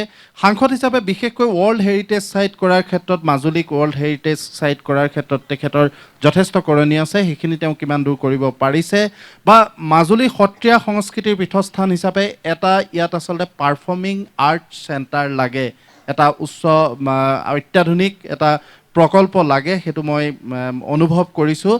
আৰু লুইত খাবলৈও দলংখনৰ কথাও কোনেও কোৱা নাই। ধন্যবাদ। এজন বিজেপি নেতাই কৈছে মাত্ৰ 2 বছৰ হৈছে, 2 বছৰত কিন্তু তেওঁ এটাহে কুৱেশ্যন কৰিবলৈ সময় পালে। আপুনি প্ৰথম অৱস্থাতে কৈছে যে লখিমপুৰ আৰু মাজুলী একেবাৰে জৰ্জৰিত, একেবাৰে সমস্যাৰে জৰ্জৰিত এটা অঞ্চল, কিন্তু তেখেতে মাত্ৰ 2 বছৰত এটা কুৱেশ্যন কৰিলে। আৰু এইখিনিতে মই এটা কথা কওঁ যে অসমতেই হওক, ভাৰতবৰ্ষতে হওক, অসমত বিজেপি সেৱা বুলিছিল কেৱল অসমৰ ৰাজ্যৰ এটা দীৰ্ঘদিনীয়া সমস্যা আছিল, সেইটো হৈছে বিদেশী সমস্যা। যেতিয়াই নৰেন্দ্ৰ মোদী ডাঙৰীয়াই ক'লে যে 16 তাৰিখে বিদেশী ইয়াৰ পৰা যাব লাগিব, সেই কাৰণতেই অসমৰ প্ৰতিজন যিসকল অসমৰ প্ৰকৃত অসমীয়া, যিসকলে বিদেশী আগ্ৰাসনত ভুগি আছিলে, সেইসকলে কিন্তু এটা আশাতেই বিজেপিক ভোট দিছিলে যে অসমৰ পৰা অন্ততঃ নৰেন্দ্ৰ মোদী ডাঙৰীয়াই বিদেশী খেদিব। কিন্তু নৰেন্দ্ৰ মোদী ডাঙৰীয়াই আসন গাদীৰ পোৱাৰ পাছত তেখেতৰ কিন্তু নীতি সলনি হৈ গ'ল। যি সময়ত NRC কাম চলি আছে, যি সময়ত বিদেশী চিনাক্তকৰণৰ কাম চলি আছে, সেই সময়ত নৰেন্দ্ৰ মোদী ডাঙৰীয়াই নাগৰিকত্ব সংশোধনী বিধেয়ক বিল আনি আকৌ অসমতে বিদেশী জাপি দিব, বিদেশী সুৰক্ষা কৰা এখন আইন লৈ আহিলে। আৰু এটা কথা কওঁ আপোনাক, অসমত আমি যদি ভোটাৰ সংখ্যা চাওঁ, আমাৰ যিখিনি শিক্ষিত যিখিনি যুৱক আছিলে, সেই যুৱকসকলে বিজেপিক ভোট দিছিলে এটা কাৰণতে যে নিবনুৱা সমস্যা বৃদ্ধি হৈ গৈ আছিলে। কিন্তু বিজেপি চৰকাৰে কিমানজন নিবনুৱাক সংস্থাপন কৰিলে? নিবনুৱা সংস্থাপন কৰিব পৰা নাই। আমি সেই কথাখিনি আজি যুৱ প্ৰজন্মই কিন্তু সেই কথাখিনি এতিয়া চিন্তা কৰিছে, বা সকলোৱে নিজাৰ কিছু চিন্তা শক্তি আছে, যিটো কাৰণে আমি এটা কথা কওঁ যে যেতিয়ালৈকে এই নাগৰিকত্ব সংশোধনী বিধেয়ক বিলখন যদি প্ৰকৃত অসমীয়া হয়, অসমীয়া ৰাইজে কিন্তু কোনো কাৰণত এইবাৰ বিজেপি চৰকাৰক মানি নলয়। কেৱল সেই আপোনাৰ নাগৰিকত্ব সংশোধনী বিলখনেই তেওঁলোকৰ কিন্তু এইবাৰ কাল হ'ব। ধন্যবাদ। আৰু এটা বিশেষ ইছ্যু আছে নিঃসন্দেহে, সেইটো হৈছে যে জনজাতিকৰণৰ প্ৰসংগটো। এই মাজুলীৰ পৰা এটা সময়ত, মই আপোনাৰ ওচৰলৈ আহিছোঁ, এই মাজুলীৰ পৰা এটা সময়ত কৰুণা দত্ত কোচ ৰাজবংশী সম্প্ৰদায়ৰ তেওঁ বিধায়ক হ'বলৈ সমৰ্থ হৈছিল, আৰু পৰৱৰ্তী সময়ত দেখা গৈছে যে সেই বিষয়টোৰ ক্ষেত্ৰত কোনো ধৰণৰ সমাধান সূত্ৰ ওলোৱা নাই। যোৱা চৰকাৰৰ দিনত এই যথেষ্ট প্ৰতিশ্ৰুতি আছিল। এইবাৰ সেই বিষয়টো কিমান দূৰ এই মাজুলীত নিৰ্বাচনী ইছ্যু হ'ব বা লখিমপুৰ সমষ্টিত? হয়, কোচ ৰাজবংশী জনগোষ্ঠীৰ তৰফৰ পৰা অসমত পোনপ্ৰথমবাৰৰ বাবে মাজুলীৰ পৰাই শ্ৰদ্ধাৰ প্ৰয়াত কৰুণা দত্ত ছাৰে প্ৰতিনিধিত্ব কৰি জয়যুক্ত হৈছিল। তেখেতৰ দিনত বিভিন্ন কাম, মাজুলীৰ উন্নয়নমূলক কাম হৈছিল। এতিয়া কথাটো হৈছে কি, বিজেপি যেতিয়া প্ৰচাৰ চলিছিল 14 চনত লোকসভা ইলেকশ্যনৰ প্ৰাকক্ষণত তেওঁলোকে কৈছিল যে 6 মাহৰ ভিতৰত 6 জনগোষ্ঠী জনজাতিকৰণ দিম। কিন্তু সেই ক্ষেত্ৰত আজি প্ৰতি কিন্তু ইমান বস্তুটো আগ নাবাঢ়িল। শেহতীয়াকৈ এটা বা দুটা দিন থাকোঁতে সংসদত সেই বস্তুটো উত্থাপন কৰিলে। আৰু তাৰ আগতো কিন্তু কংগ্ৰেছ গভৰ্ণমেণ্টো আমাক ঠগিলে, বিজেপিয়েও ঠগি আহিছে। এতিয়াও কিন্তু আমি এটা কথা কৈ আছোঁ যে এটা কথা সঁচা, তেওঁলোকে লাষ্টত হ'লেও উঠাইছে, সেইটো আমি স্বীকাৰ কৰিছোঁ। কিন্তু 6 মাহৰ ভিতৰত যিটো প্ৰতিশ্ৰুতি, সেই প্ৰতিশ্ৰুতিখিনি কিন্তু সম্পূৰ্ণ নকৰিলে। বিজেপি গভৰ্ণমেণ্টে 14 চনৰ লোকসভা নিৰ্বাচনৰ আগত কিন্তু বহুত প্ৰতিশ্ৰুতি দিছিল। সেই প্ৰতিশ্ৰুতিখিনি সম্পূৰ্ণ তেওঁলোকে নকৰিলে। এতিয়া আমাৰ দাদা দুজনমানে কৈছে যে মাজুলী সামগ্ৰিক উন্নয়ন হৈছে, হয় আমি স্বীকাৰ কৰিছোঁ, বিভিন্ন ৰাস্তা পদূলি উন্নয়ন হৈছে, সেইখিনি স্বীকাৰ কৰিছোঁ, কিন্তু তাৰ লগে লগে কিন্তু মাজুলী ভৌগোলিক সুৰক্ষাৰ কথা আছে। মাজুলী ভৌগোলিক সুৰক্ষাৰ অবিহনে কিন্তু ইয়াত দলং দি, ইয়াত ডিষ্ট্ৰিক্ট ঘোষণা কৰি, ইয়াত ৰাস্তা পদূলি বনাই একো লাভ নাই। ভৌগোলিক সুৰক্ষা প্ৰথম লাগিব। 2 নম্বৰ স্বাস্থ্যখণ্ডৰ কথা আছে। স্বাস্থ্যখণ্ডত বিভিন্নজনে কৈছে যে বহুত উন্নয়ন হৈছে, একো উন্নয়ন হোৱা নাই। যোৱা কালি পৰহি মই গড়মূৰ 100খন বিচনাযুক্ত চিকিৎসালয়লৈ গৈছিলোঁ, তাত ডক্টৰ পোৱা নাই। মই তাৰপাছত যোৰহাটত গৈ মই নিজৰ পৰিয়ালক দেখাবলগীয়া অৱস্থাৰ সন্মুখীন হৈছোঁ। আৰু এটা কথা কওঁ, ইয়াত ব্লাড বেংকৰ অভাৱ, ব্লাড বেংকটোৰ অভাৱ ইয়াত একদম আগৰ পৰা আছে। আজিও এটা কথা স্বীকাৰ কৰোঁ, এটা কথা আমি সগৰ্বেৰে কওঁ, মাজুলীত যদি এটোপাল ব্লাডৰ প্ৰয়োজন হয়, কিন্তু আমাৰ 2-3জন মানুহে ব্লাডৰ ব্যৱস্থা কৰি আছোঁ। আজিও প্ৰয়োজন হ'লে আমাক বিচাৰে, আমি ব্যৱস্থা কৰি দিওঁ, কিন্তু এই ব্লাড বেংক প্ৰতিষ্ঠা কৰিলে ব্লাড বেংক আজিলৈকে সেইটো হৈ নুঠিল। আমি এটা কথা কৈ আহিছোঁ যে স্বাস্থ্যখণ্ডৰ আমূল পৰিৱৰ্তন হ'ব লাগিব। স্বাস্থ্যমন্ত্ৰীগৰাকী কংগ্ৰেছৰ দিনতো স্বাস্থ্যমন্ত্ৰী হৈ আছিল, বিজেপি দিনতো হৈ আছে। তেখেতৰ লগত আমি যেতিয়া বহিছিলোঁ, তেওঁক কৈছিলোঁ যে আমাক বিশেষজ্ঞ চিকিৎসক লাগে, তেওঁ প্ৰতিশ্ৰুতি দিছিলে, প্ৰতিশ্ৰুতিখিনি কিন্তু আজিলৈকে সম্পূৰ্ণ হোৱা নাই। আৰু এটা কথা কওঁ, আমাৰ শ্ৰদ্ধাৰ বীৰেন শইকীয়া ডাঙৰীয়াই কৈছে যে দক্ষিণ মাজুলী উন্নয়ন হৈছে, কিন্তু দক্ষিণ মাজুলীও এটা বেলেগ বৃহৎ অঞ্চল, তাত এখন চিকিৎসালয় আছে, সেইটোতে কিন্তু ভূত বাংলাত পৰিণত হৈ আছে। সেই চিকিৎসালয়খনকো উন্নয়ন কৰিবৰ কাৰণে এটা পৰ্যায়লৈ নিবৰ বাবে আমি আহ্বান জনাইছোঁ, কাৰণ তাত বহুত নিপীড়িত মানুহ আছে। সেই নিপীড়িত মানুহখিনিৰ কথাও চিন্তা কৰিব লাগিব। আৰু প্ৰধান বৰুৱাৰ কথা কৈছোঁ, মানে কি, তেওঁলোকে এটা উজ্বলা যোজনা কৰিছিল, কিবা ষ্ট্ৰিক লাইট, সেই ষ্ট্ৰিক লাইটখিনি য'ত উপবিষ্ট হ'ব লাগিছিলে সেই উপবিষ্ট কিন্তু নহ'ল। তাৰ পাছত এসপ্তাহ 15 দিনৰ পাছত কিন্তু সেইখিনি নিষ্ক্ৰিয় হৈ গ'ল। আৰু এটা কথা কওঁ, এজন বিধায়ক আৰু বাকীসকলেও ক'ব লাগিব। হয়, আপুনি যিমান পাৰে। ধন্যবাদ। মই আপোনাৰ ওচৰলৈ আহিছোঁ, খুব চমুকৈ কওক, কাৰণ অনুষ্ঠানটো প্ৰায় শেষৰ ফাললৈ আহিছোঁ। নমস্কাৰ। আজি DY 365ৰ মূল কথাখিনিলৈ আহক। ধন্যবাদ। মূল কথা হ'ল, আমি আজি লোকসভাৰ ইলেকশ্যনৰ বাবে ভোটদানৰ বাবে আজি এই বিতৰ্কটো অনুষ্ঠিত হৈছে। আৰু লোকসভাত হ'ল আমাৰ সাংসদবিলাক আমি কিয় নিৰ্বাচন কৰোঁ? সাংসদে লোকসভাত গৈ আইন প্ৰণয়ন কৰে। কেনেকুৱা আইন প্ৰণয়ন কৰে? যিবিলাক আইনে জনসাধাৰণৰ উপকাৰ সাধন কৰিব লাগে। আৰু আমি গম পাইছোঁ, বৰ্তমান আমি যোৱা 14 চনৰ লোকসভা নিৰ্বাচনত ভাৰতীয় জনতা দলক অসমৰ জনসাধাৰণে বা ভাৰতবৰ্ষৰ জনসাধাৰণে নিৰ্বাচন কৰিছিলে ভাৰতবৰ্ষৰ সুদিন আহিব বুলি। কিন্তু ভাৰতবৰ্ষত যেতিয়া এই চৰকাৰ আহিলে, অহাৰ পিছত অতিকে দুখৰ বিষয়, এই চৰকাৰক আমি 14 চনত সকলোৱে দলমত নিৰ্বিশেষে সমৰ্থন জনোৱাৰ পিছতো 14 চনত ভাৰতীয় জনতা পাৰ্টীয়ে বিদেশী আনিবৰ বাবে আইন প্ৰস্তুত কৰিবলৈ ওলাইছে। অতিকে দুখৰ বিষয়। মই মাজুলীৰ প্ৰতিনিধি হিচাপে ক'ব বিচাৰিছোঁ, যি মাজুলীত এসময়ৰ মাজুলীৰ স্বনামধন্য সত্ৰাধিকাৰে অসমীয়া ভাষা সংস্কৃতিৰ বিলুপ্ত হৈছিল, যেতিয়া 1836 চনৰ পৰা 1871 চনলৈ অসমীয়া ভাষা সংস্কৃতি বিলুপ্ত হৈছিলে। সেই সময়ত অসমীয়া ভাষা সংস্কৃতিৰ ৰক্ষাৰ কাৰণে দত্তদেৱ গোস্বামীয়ে কলিকতাৰ পৰা পেজ আনি মাজুলীত সেইটো কি বোলে পেজ খুলি অসমীয়া ভাষা সংস্কৃতিৰ ৰক্ষাৰ চিন্তা কৰিছিলে। আৰু 1962 চনতে এই মাজুলীৰ পৰা পীতাম্বৰদেৱ গোস্বামীয়ে জৱাহৰলাল নেহৰুলৈ চিঠি লিখি বিদেশী সমস্যা সমাধানৰ কাৰণে আবেদন জনাইছিলে। আৰু সেই তেনেখন মাজুলীৰ পৰাই প্ৰতিনিধিত্ব হোৱা সৰ্বানন্দ সোণোৱালৰ মুখ্যমন্ত্ৰীৰ কাৰ্যকালতে আকৌ অসমৰ জনসাধাৰণক বিপদত পেলাবৰ কাৰণে যিজন মুখ্যমন্ত্ৰীয়ে গোটেই জীৱনটো বিদেশীৰ নামতে উৎসৰ্গা কৰিছিলে, সদৌ অসম ছাত্ৰ সভা গৈছিলে। আৰু সেই তেখেতে আজি আকৌ সেই বিদেশী আনিবৰ বাবে আইন প্ৰস্তুত কৰি অসমৰ মানুহক মাধমাৰ সোধাব বিচাৰিছে। গতিকে অসমীয়া ভাষা সংস্কৃতি বিলুপ্ত পাবলৈ যে বিদেশী আনি, যিখন দেশত নিজৰ দেশৰ মানুহৰ সমস্যা শেষ নাই। আৰু তৃতীয়তে কওঁ, এটা সময়ত ভাৰতীয় জনতা পাৰ্টীৰ ৰাজনাথ সিঙৰ উপস্থিতিত সোৱণশিৰিত যেতিয়া নদী বান্ধৰ বিৰুদ্ধে তেখেতে নিজে ৰেলী কৰিছিলে যে আমাক নদী বান্ধ নালাগে, নদী বান্ধে আমাক ধ্বংস কৰি পেলাব। আৰু সেইজনে যেতিয়া আকৌ নিৰ্বাচনত হৈ পেলাই মুখ্য গৃহমন্ত্ৰী হ'ল, আৰু তেতিয়াৰ পিছত তেওঁলোকে নদী বান্ধ লাগে বুলি কৈছে। আৰু মই বেলেগকৈ নকওঁ, তেখেতসকলৰ ইস্তাহাৰতে থকা দুটামান কথা আপোনালোকক মই পাঠ কৰি দিব পাৰিছোঁ। মই চমুকৈ তেখেতৰ ইস্তাহাৰত কৈছিলে যে মাজুলীৰ ভৌগোলিক সুৰক্ষা, গৰাখহনীয়া সমস্যা, গৃহহীন আৰু আশ্ৰয়হীন পৰিয়ালক পুনৰ সংস্থাপন সমস্যা সমাধান কৰিম বুলি কৈছিলে।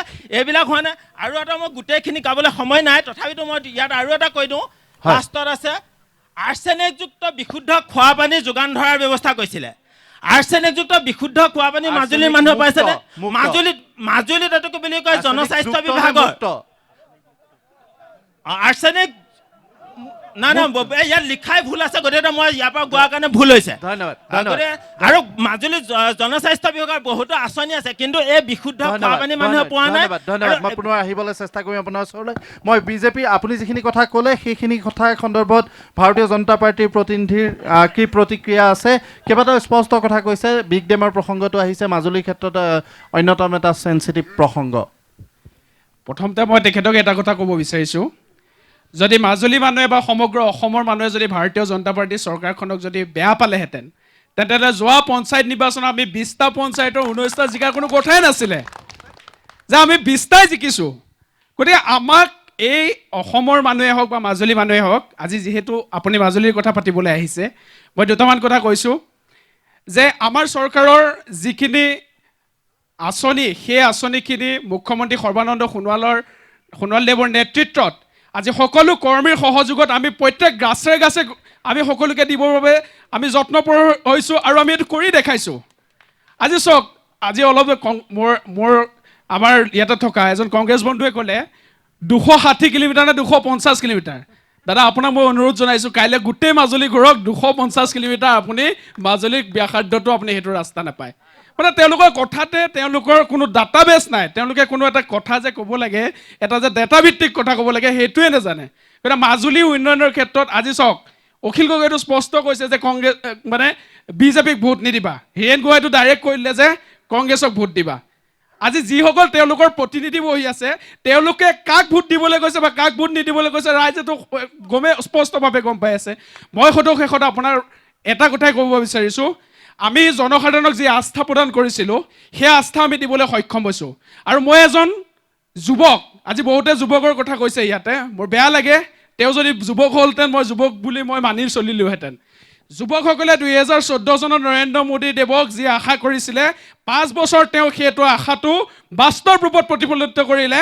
আকৌ এই যুৱকসকলে, মোৰ দৰে সহস্ৰ যুৱকসকলে এটাই বিশ্বাস কৰে, এই দেশত এজনেই নেতা আছে, সেইজন হৈছে নৰেন্দ্ৰ মোদী দেৱ, যিয়ে আমাৰ যুৱকসকলৰ সপোন সাকাৰ কৰিব পাৰিব, আমাৰ যুৱকসকলৰ সপোন বাস্তৱত প্ৰতিফলিত কৰিব পাৰিব। ইয়াকে মই ক'লোঁ। ধন্যবাদ। ধন্যবাদ জনাইছোঁ আপোনাক। আচলতে বেষ্ট লাগে, এইবাৰ বেষ্ট কোন হ'ব পাৰে সেই কথাখিনি পাতিবলৈকে আহিছোঁ মাজুলীলৈ। আৰু কথা পাতিম এইখিনিতে। Best the great election debate 2019ত পুনৰ ল'ব খুজিছোঁ এক চমু বিৰতি। খন্তেক বিৰতিৰ পিছত পুনৰ উভতি আহিছোঁ best cement the great election debate 2019ৰ মাজলৈ। বেষ্ট লাগে এইবাৰ কোন হ'ব পাৰে বেষ্ট। মই হিন্দু যুৱ ছাত্ৰ পৰিষদৰ প্ৰতিনিধি আছে, মই তেওঁৰ ওচৰলৈ আহিছোঁ এজন যুৱক হিচাপে। কি ধৰণৰ এজন প্ৰতিনিধি আচলতে মাজুলীবাসীয়ে বা লখিমপুৰ সমষ্টিবাসীয়ে সংসদলৈ প্ৰেৰণ কৰিব লাগে বুলি আপুনি ভাবে? এনেকুৱা এজন সাংসদ লাগে আমাক, যিজনে মাজুলীৰ মানে লখিমপুৰ লোকসভা সমষ্টিৰ উন্নয়ন কৰিব পাৰে। আমি যোৱা আজি প্ৰায় 10 দিনমানৰ আগতে মাজুলীৰ মাননীয় মুখ্যমন্ত্ৰী মহোদয়ৰ নেতৃত্বত এখন মাজুলীৰ উন্নয়নৰ এখন মিটিং জিলা উপায়ুক্তৰ কাৰ্যালয়ত হৈছিল। আপোনালোকক জনাবলৈ পাই আমি সুখী হৈছোঁ যে সেই সভাতে উত্তৰ অসমৰ লগত মাজুলীক সংযোগ কৰিবৰ বাবে এখন চেলেক ধূলাগুৰি দলঙৰ অসম মালাত অন্তৰ্ভুক্ত হৈছে। গতিকে আমি এই কম দিনৰ ভিতৰত, এই 2021 ভিতৰত মুখ্যমন্ত্ৰী মহোদয়ে আমাক এই দলংখন উপহাৰ দিম বুলি আমাক এই সভাতে প্ৰতিশ্ৰুতি দি থৈ গৈছিল। গতিকে এই দলংখন আগবঢ়াৰ ক্ষেত্ৰত সাংসদ প্ৰধান বৰুৱা ডাঙৰীয়াই কিন্তু যথেষ্ট পদক্ষেপ লৈছিল। গতিকে আমি আশা কৰিছোঁ যাতে প্ৰধান বৰুৱাক যি মানে কাৰ্যসূচী লৈছে, দলংখন সংযোগী কৰি মাজুলীৰ গুৱাহাটী তথা ডিব্ৰুগড়ৰ লগত বা অৰুণাচলৰ লগত মানে যিটো পোনপটীয়া যোগাযোগ কৰিবলৈ তেখেতে পদক্ষেপ হাতত লৈছে। গতিকে আমি পুনৰবাৰ তেখেতকে আমি হেৰি হ'ব বুলি আমি মাজুলী ৰাইজে সাংসদ আস্থা প্ৰকাশ কৰিব বুলি আপুনি ভাবে? মই এজন জ্যেষ্ঠ নাগৰিক আপোনাৰ ওচৰলৈ আহিছোঁ, আপুনি কি ক'ব বিচাৰে? কি ধৰণৰ এজন সাংসদ আমাক আচলতে লাগে? সেইজন প্ৰধান বৰুৱা নে অনিল বৰগোহাঁই? কংগ্ৰেছৰ সদস্যসকলে আচলতে অনিল বৰগোহাঁইৰ নামটো এতিয়ালৈকে লোৱা নাই, তথাপি মই নিজেই কৈছোঁ। ধন্যবাদ। মই আজি এই অনুষ্ঠানৰ যোগেদি মই এটা কথাই ক'ব খুজিছোঁ, মই উন্নয়নৰ কথা নকওঁ, সেইখিনি অসমৰ ৰাইজে অনুভৱ কৰিছে বা আমি অনুভৱ কৰিছোঁ, মই এতিয়া ব্যাখ্যা নকৰোঁ। মই এটা কথাহে আজি এই অনুষ্ঠানৰ যোগেদি আপোনালোকক সকলোকে জনাব খুজিছোঁ যে 1996 চনৰ পৰা আপোনাৰ যি আমাৰ মাজুলী ৱৰ্ল্ড হেৰিটেজৰ বিষয়ে আমি বিশ্ব ঐতিহ্য ক্ষেত্ৰৰ কাৰণে লাগি থকা হৈছিলে, উপযুক্ত জনপ্ৰতিনিধিৰ অভাৱত এই বিষয়টো পৰি আছিল। আমাৰ যিজন আমাৰ সকলোৱে প্ৰিয় সৰ্বানন্দ সোণোৱাল ডাঙৰীয়া আৰু আমাৰ এই যে অৰুণ শৰ্মা ডাঙৰীয়া তেওঁলোকো হৈ গৈছিলে, তেওঁলোকে অলপ অলপ কাম কৰি গৈছিলে। বৰ্তমানৰ যিজন সাংসদ মানে হৈ আছে প্ৰধান বৰুৱা বা অনাগত দিনত যিজন সাংসদ হ'ব, মই এটা কথাই ক'ম, বেলেগ কথা একো নকওঁ, বিশ্ব ঐতিহ্য ক্ষেত্ৰৰ কথাটো যাতে প্ৰথম স্থান পায়, মই সেই কথাটোকে এই অনুষ্ঠানৰ যোগেদি সকলোকে আহ্বান জনাইছোঁ। হয়, সেই প্ৰসংগটোৱে মাজুলীৰ ৰূপেই আচলতে সলনি কৰি দিব পাৰে। মই TMPK প্ৰতিনিধি আপোনাৰ ওচৰলৈ আহিছোঁ, মই ভাৰতীয় জনতা পাৰ্টীৰ প্ৰতিনিধিৰ ওচৰলৈ আহিম, কংগ্ৰেছৰ প্ৰতিনিধিৰ ওচৰলৈ যাম। খুব চমুকৈ ক'ব। নমস্কাৰ, মই অথনিৰ পৰা এটা কথাই কৈ আছোঁ, আমি বিপক্ষ নহয়, BJP বা কংগ্ৰেছৰ বিপক্ষ নহয়, কিন্তু আমি এনেকুৱাকৈ দল সংগঠন আমাৰ দুটা দলক কৈছোঁ, কংগ্ৰেছ আৰু BJPক বেছি প্ৰশংসা কৰিলে আমাৰ সমস্যাবিলাক থাকি যাব।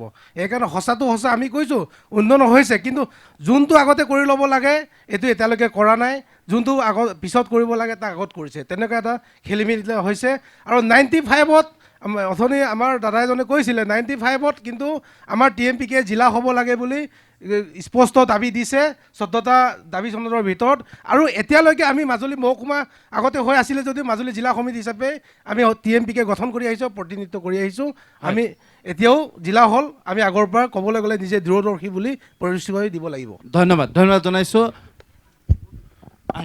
মাননীয় আমাৰ আজি DY 36ৰ একেবাৰে ক'ব আপোনালোকে আমাৰ প্ৰতিনিধিবৰ্গ, যিহেতুকে উপৰোক্ত বক্তাসকলে ক'ব খালি হয় আমাৰ কৈ গৈছে, আপোনালোকে আমিও শুনি আছোঁ, যিহেতুকে আপোনালোকে নিশ্চয় সভা সমিতিত মাননীয় মুখ্যমন্ত্ৰী আমাৰ বিধায়কজনে এটাই কথা কৈছে যে তেখেতে প্ৰথমে কয় আপোনালোকৰ শ্ৰীচৰণত চুই মই ভাষণ দি তেখেতে কয়, গতিকে তেখেতৰ সম্পূৰ্ণ আধ্যাত্মিক আছে।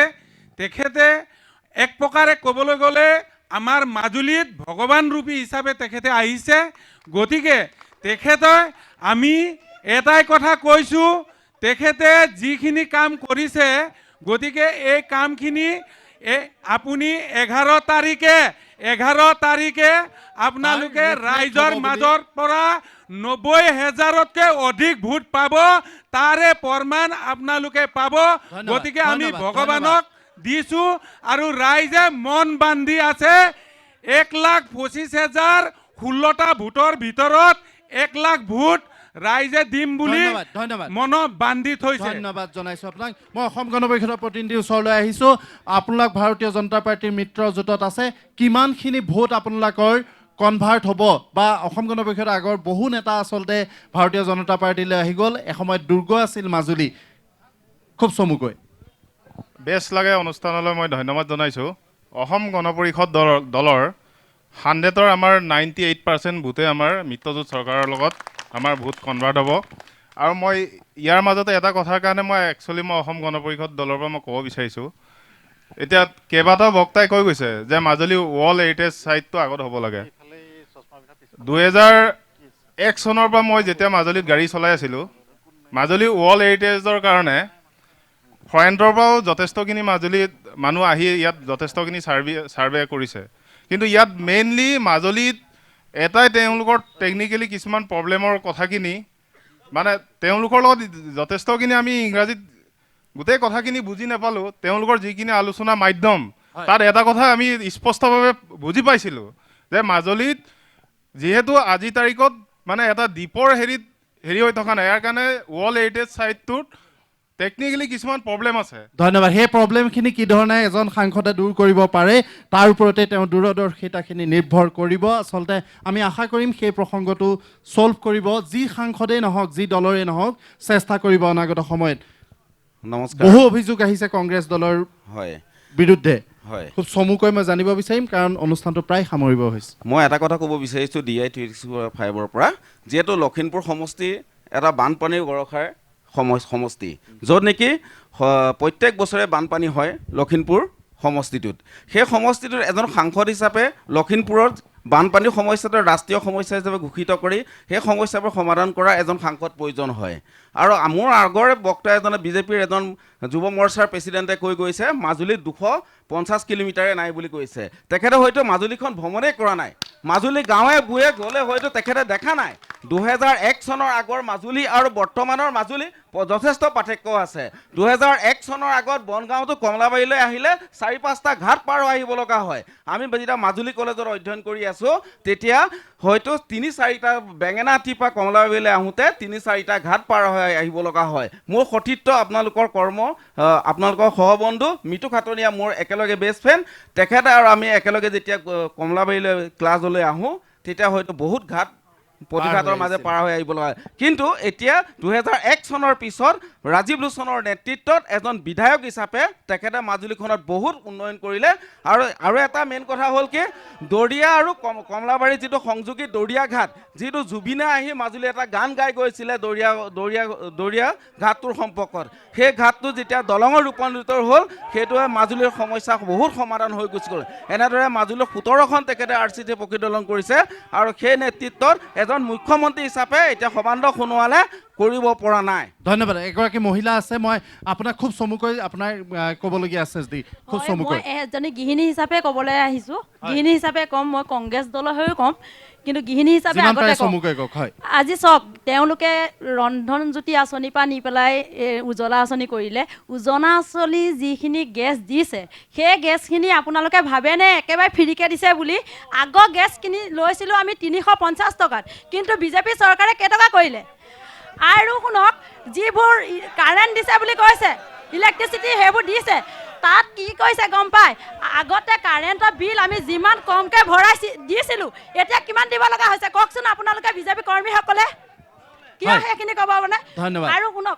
এতিয়া আমি আমাৰ মাজুলীৰ পৰা মোৰ DY 365ক যোগেদি সকলোকে এটা অনুৰোধ জনাক আমাৰ অনিল বৰগোহাঁইদেৱক সকলোৱে যে ভোট দি জয়যুক্ত কৰে এইটো আচলতে সেই প্লেটফৰ্ম নহয় এটা মিনিট কৈছোঁ 2005 চনৰ 5 মে তাৰিখে তদানীন্তন প্ৰধানমন্ত্ৰী মনমোহন সিং ডাঙৰীয়াই অসমৰ মুখ্যমন্ত্ৰী তৰুণ গগৈ ডাঙৰীয়াই অসমৰ বান গৰাখহনীয়া সমস্যা ৰাষ্ট্ৰীয় সমস্যা হিচাপে স্বীকৃতি প্ৰদান কৰিছিল 5 চনৰ পৰা 16 চনলৈকে তৰুণ গগৈ মুখ্যমন্ত্ৰী বানপান গৰাখহনীয়া সমস্যা সমাধান কি কৰিলে কংগ্ৰেছে জবাব দিব লাগে ধন্যবাদ সেইটো 5-5-5ৰ আচলতে এটা আছুৰ লগত ত্ৰিপাক্ষিক বৈঠকৰ প্ৰসংগটো উত্থাপন কৰিছে খুব চমুকৈ মই একেবাৰে শেহত আপোনাৰ ওচৰলৈ আহিছোঁ ধন্যবাদ আচলতে আমাক এনেকুৱা এজন সাংসদৰ প্ৰয়োজন যিজন সাংসদে লখিমপুৰ লোকসভা সমষ্টিৰ লগতে মাজুলীৰ এই সমষ্টিটোকো